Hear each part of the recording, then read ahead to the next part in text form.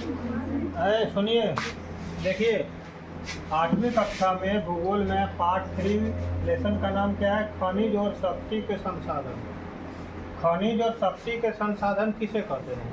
तो सबसे पहले हम जानेंगे खनिज किसे कहते हैं। तो क्या होता है, कहता है खनिज किसे कहते हैं? वे प्राकृतिक वस्तु जो भूगर्भ से प्राप्त किया जाता है। भूगर्भ माने क्या? वो पृथ्वी के अंदर से निकाला जाता है, खनिज कहलाता है। जो भी चीज़ें जो प्राकृतिक है, अगर हम पृथ्वी के अंदर से निकालेंगे तो उसको क्या कहेंगे? खनिज कहेंगे। क्लियर हो गया? जैसे लो अयस्क पृथ्वी के अंदर से निकाला जाता है, कहीं कहीं पर तो ऊपर में ही रहता है, लेकिन उसको खान के ही निकाला जाएगा। कोयला अंदर से निकाला जाता है, अब्रक अंदर से निकाला जाता है। ये सब क्या है? खनिज है। अब तक में लगभग 2800 खनिजों की पहचान की जा चुकी है।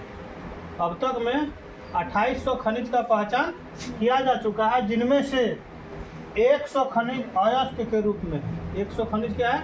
अयस्क के। अब सवाल है अयस्क क्या है? वे खनिज जिसमें अशुद्धियाँ मिलती रहती है। देखिए कुछ खनिज ऐसा है जिसमें अशुद्धियाँ मिला हुआ रहता है, जैसे सोना मान लिया है, तो सोना तो शुद्ध रूप में रहे, लेकिन लोहा अगर रहता है तो वो मिट्टी के रूप में रहता है। जैसे मिट्टी खान के लाते हो ना, उसी टाइप में रहेगा, लेकिन वो क्या होगा? वजनदार होगा। तो उसको क्या करता है? खान के लाता है, ला करके फैक्ट्रीज में उसको क्या किया जाता है? हीट किया जाता है, पूरा गर्म किया जाता है। अब पूरा गर्म करने के बाद जो है क्या हो जाएगा?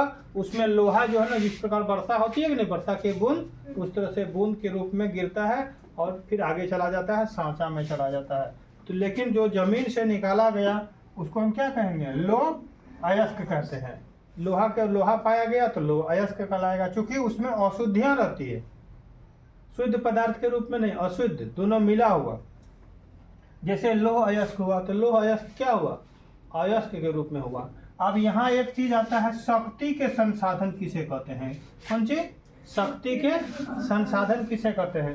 तो ऐसा संसाधन क्या हुआ? वे सारी वस्तुएं जो हमारी आवश्यकताओं को पूर्ति करता है उसको संसाधन कहेंगे। वे सारी वस्तुएं जो हमारी आवश्यकताओं को पूर्ति करे उसको क्या कहेंगे? संसाधन कहते हैं। लेकिन यहाँ पर कैसे संसाधन का वर्णन है? खनिज संसाधन का वर्णन करना है। कैसा वर्णन करना है? खनिज संसाधन का वर्णन करना है। ऐसे गाड़ी भी एक प्रकार का संसाधन है, पानी भी एक प्रकार का संसाधन है कि नहीं? हवा भी एक प्रकार का संसाधन है, जंगल भी एक प्रकार का संसाधन है, लेकिन जंगल खनिज संसाधन नहीं है। तो खनिज संसाधन का वर्णन करना है। तो संसाधन क्या हुआ? शक्ति के संसाधन।